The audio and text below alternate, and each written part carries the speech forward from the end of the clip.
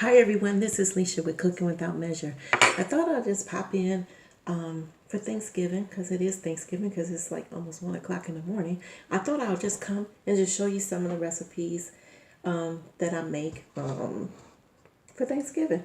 Right now I'm doing my macaroni and cheese. The noodles are in the bowl. And what I do, once they come out and they're still kind of warm, I add butter. Now, I just add enough butter to coat the noodles, and then I add a little pepper. Not a whole lot, but I add pepper, and I add a little bit of kosher salt, just a little. And I mix that up. Now, I know people do their macaroni and cheese all kind of different ways. I use cheddar cheese soup. Can you see that? Cheddar cheese soup. This cheddar cheese soup, I think I got it from Save-A-Lot. But any type of cheddar cheese soup that you would want to make. And I'm cooking at this time of day because everybody's gone to bed, or they upstairs doing whatever. Or my daughter's here. She's upstairs, I think, watching YouTube videos or something.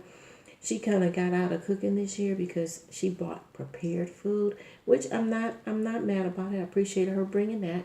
She bought a green bean casserole and some vegan sweet potatoes. So all we gotta do is pop those in the oven and warm them up. But I'll be making the macaroni cheese dressing, a turkey, and a rack of lamb.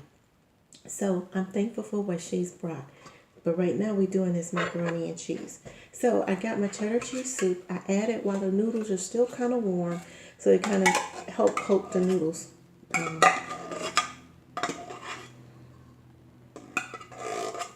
Yeah, I try to get all of it out the can because I like really cheesy macaroni and cheese, and I just think the cheddar cheese soup just worked really well.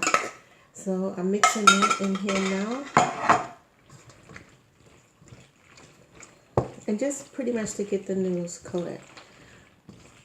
Once I get the noodles coated with the cheese, I add a little milk. And the milk helps me to stir in the shredded cheese so that it won't be so clumpy. It'll kind of be smoothed out. So what I'm doing now is just making sure all that is covered. I'm adding a little milk. I don't know how much because this is Cooking Without Measure, so I don't measure anything, but I just add enough in there to kind of make it so when I put the other cheeses in that it won't be so gooey. It'll just be kind of creamy. So what I do, I use various cheeses. This time I'm using I hope I'm not having the same difficulty trying to open up the cheese like I did with the stove top the other day. Okay, so I'm using an Italian blend. I use all different type of cheeses. Sometimes when I have a taste for macaroni and cheese, what I do, I use what I have. So I can have Parmesan cheese, whatever cheese I have in the refrigerator, I just throw it in there. I got extra sharp cheddar. No, this is just sharp cheddar. I thought I had some extra sharp. But this is just sharp cheddar. So I'm using Italian style and sharp cheddar and a can of cheddar cheese soup. I use 1 box of noodles, and that will make half a pan. Okay, so I'm just mixing it in, and I'll show you what it looks like in a second once I get it mixed in. But I know I'm going to end up adding more cheese to it as I add more milk. And I put egg in mine. I know some people don't put egg in their macaroni and cheese. If I don't have any eggs, I won't put it in there. But I have eggs, and my daughter seems to like it with eggs. So I am making it the way she likes it. And she likes it cheesy. So let me just get this mixed up a little bit.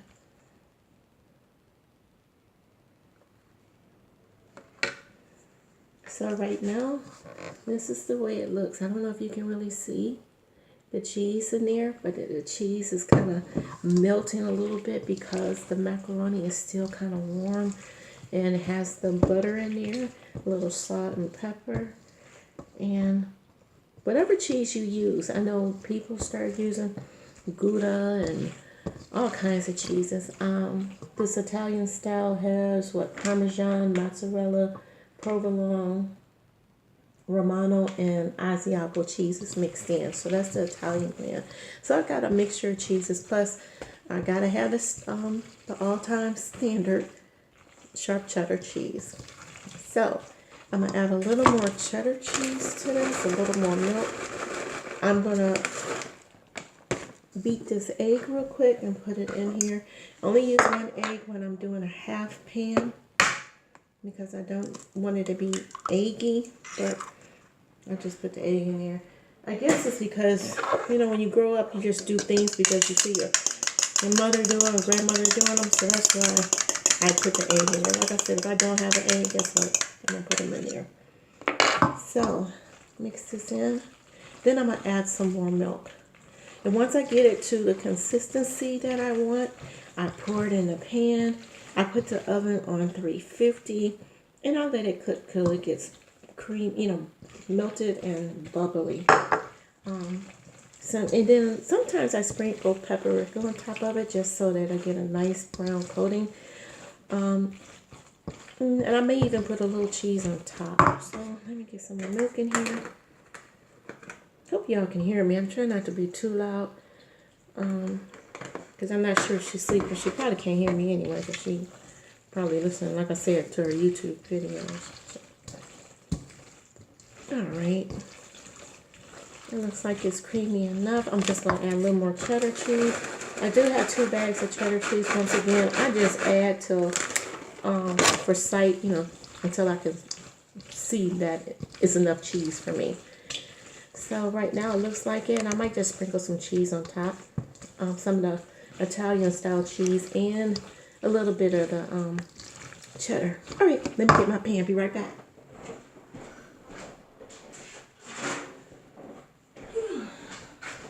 Okay.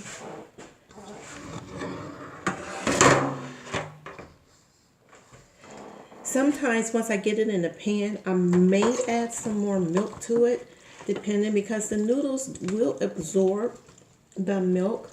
So I will add a little bit more milk in it just to give it a creamy consistency. The egg was I already beat the egg. I beat the egg, put it in the macaroni. So that's all done. Let me move this bowl out the way. One thing I do and learn from my mom: clean as you go, because I can't stand to see a lot of dishes over in the sink. So that'll be washed in a second. While I'm doing that, I'm making sure I get the cheese off the spatula. Just see how it's looking.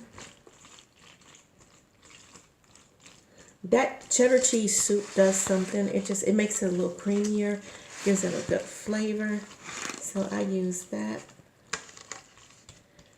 My daughter loves macaroni and cheese, so do I. So I'm gonna just add a little bit more cheese. It's a lot of cheese in here, but I like cheesy macaroni and cheese. I guess that's why I call it macaroni and cheese. So, with that being all mixed up, I'll just move it around a little bit in the pan.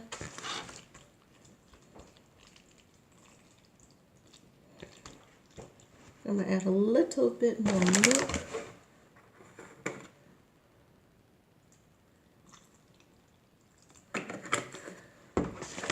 Yeah, that's nice. Yeah, that looks nice. You don't want no dry macaroni and cheese. Dry macaroni and cheese is just not, that's just not going to make it. So, got the cheese in here. I'm going to put some more cheese on top.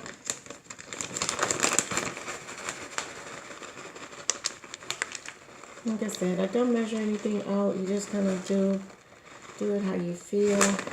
I'm going to add some more cheddar cheese. I'm going to pop this in the oven, and then we're going to get ready to do the dressing.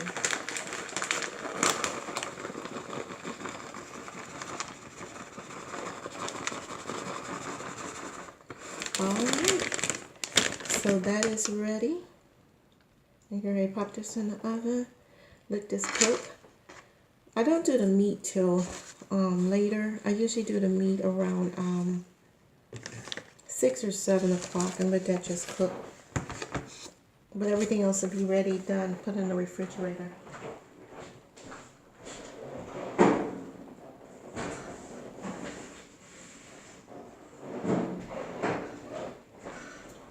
So let me just move some of this off, rinse off the spoon that I'm gonna use for to mix up the dressing, and I'll be right back.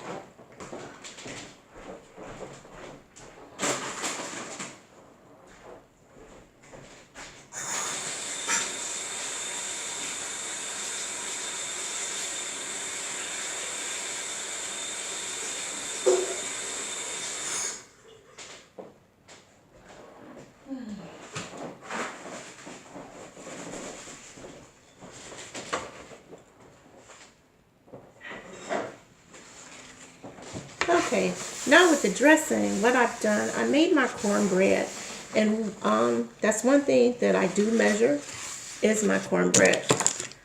That and rice. It's something about bacon that when it comes to bacon, it has to be a science to me, and that's why I don't bake anything else but the cornbread, because I don't like doing all that measuring, but I do measure for my cornbread.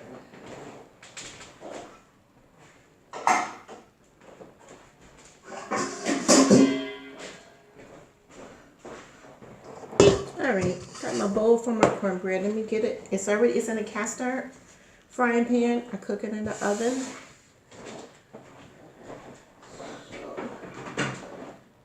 Now I'm going to take it out the cast iron frying pan and kind of break it up.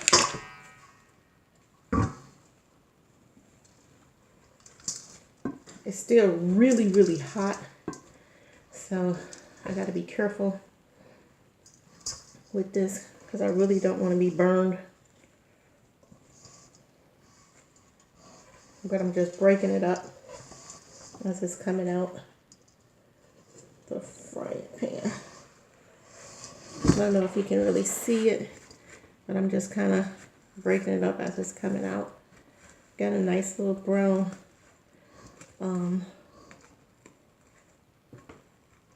it's nice and brown on the bottom. Top not so much, but that's okay. And this frying pan is super heavy. This is not my normal cast iron pan. This is like a super duper heavy one. That's okay. It got the job done.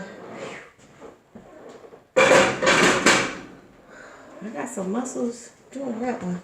But anyway, here's my cornbread is in here. Now, with my dressing, I have already chopped up with this new chopper I got. I love it, I love it, I love it. With this new chopper, all I do is push pulse. And I chopped up these celery, carrots, and onions. I like putting carrots in it because I like color. I like to see color in my food. So the carrots, and I usually use red onions, but I had to use what I had in my inventory. I wasn't trying to go back out to the store and buy stuff. I don't believe in running to the store for everything. Use what you got. So I'm going to get some rubber gloves so I can put my hands in here and do what I do with the dressing.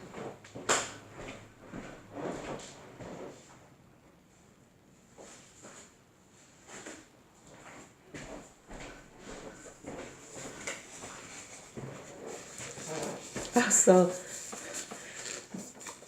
the other week when I had bought a rotisserie chicken and I was trying to see how many different recipes I can get out of it, one of the things I made was some chicken stock. And of course I forgot to take it out the freezer. So right now I'll be using chicken broth from the can, which is okay. So I'm just mushing up this cornbread. It's going to get even softer because some of the things that I add to it, you know, some people will be like, oh, but you do you. And this is the way I do my dressing. So anyway, I'm going to add a little bit of the carrot. I'm not going to use this whole thing because it's a little too much, but I save it and use it for other stuff like soups. When I'm making like lentil soups, it's really good for lentil soups. So I put like a handful in there. Just make sure I get a kind of good balance of the carrots and the celery and the onion. So I mix that up a little bit. Now, once again, I'm always using cream soups. I love the cream soups. You can use cream of mushroom, you can use cream of celery, cream of chicken, whichever one you want to use. I just so happen to have cream of mushroom because that's one of my favorites to use. So I'm using the cream of mushroom. Now before I put the cream of mushroom in, I know some of you will be like, what? That's what you do? Yeah, that's just what I do. You see, I didn't add any seasoning. And the reason why is because I use stovetop. And I know some people say, no, you should use regular stuffing, whatever other stuff is. But I don't. I use stovetop. For one reason, stovetop seasoning, I just like their seasoning.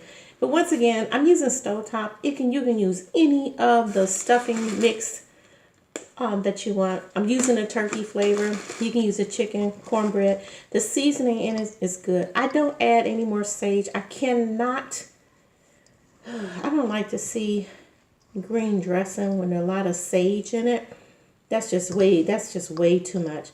I don't put the giblets and stuff in my dressing because my daughter pretty much is like a vegetarian. So I try to do it in a manner that is, she can eat it too and enjoy it without having to try to pick around the meat that's in it. So I add 1 packet of the stovetop. Mix it in. Just mix it in because now I'm getting ready to mix in the soup and then I'll be mixing in the chicken broth. And that's what makes it moist. The soup gives it a richness and the chicken broth, makes it rich. And now I'm going to go use my favorite spatula to start mixing this in. And I am making a real mess over here. I'm glad you can't see the mess I'm making. But this is the way it looks so far. I put the stovetop in it. I put the celery, onions, and carrots in it. Right now I got the mushroom soup in it. So I'm going to mix it up a little bit. Then I'm going to start adding the broth. I don't pour the whole can in. I kind of pour and see how it's looking before I don't want it to be soggy, but I want it to be moist enough so that when it goes in the oven, it's not going to dry out when it's cooking. Okay, so get that mixed up a little bit. Now I'm going to add the chicken broth.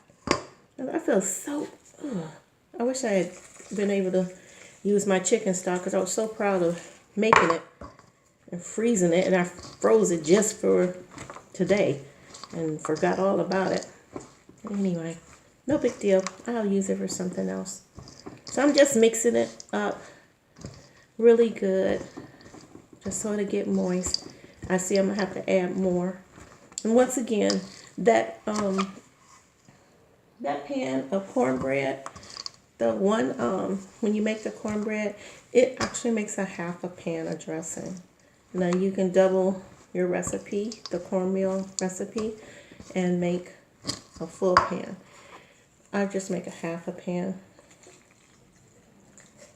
So I continue to add the chicken broth until it gets to the consistency that I want, because you do want it to be pretty moist, not soupy, but moist, because you don't want it to dry out when it's cooking.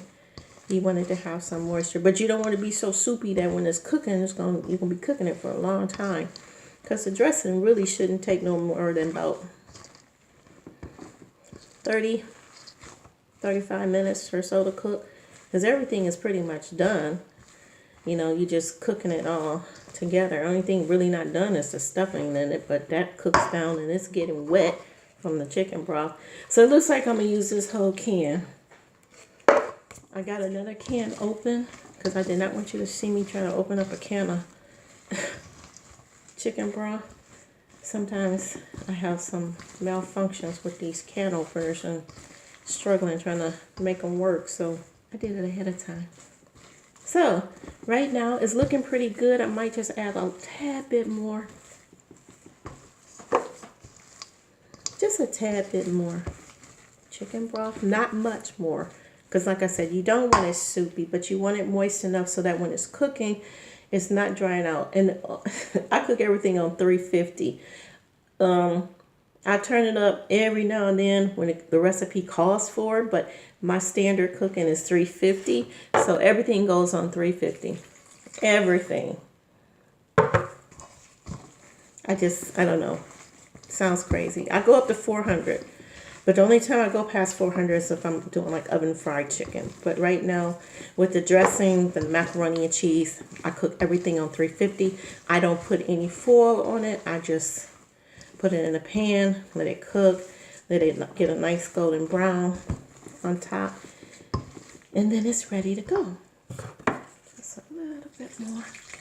That should do it. So I'm going to put this in the pan. Be ready to put this in the oven with the macaroni. Let these two things cook. Once they're done, let them cool off. I always let everything cool off. And with this, I probably let it cool off for about 30, 40 minutes before I put it in the refrigerator. Then I put some foil on it, stick it in the refrigerator. And then tomorrow, after the turkey gets done and the rack of lamb gets done, I'll stick it in the oven to warm up as I'm warming up the green bean casserole and the sweet potatoes. All right, let me get my pan, put it in the pan. And I promised my sister to give her half the pan of dressing. Why did I do that? Okay. She's my sister and I love her. Love her, love her, love her. And whenever I make dressing, she always asks me to give her some. She probably would love for me to make her own pan, but that's not going to happen. I love to cook, but sometimes I like to cook like a lot of stuff. And I love cooking for other people, don't get me wrong, because like I said, I cater. So, all right, enough of this stirring. My arm is already tired from lifting that cast iron pan. So let me get my aluminum pan to put the dressing in. I'll be right back.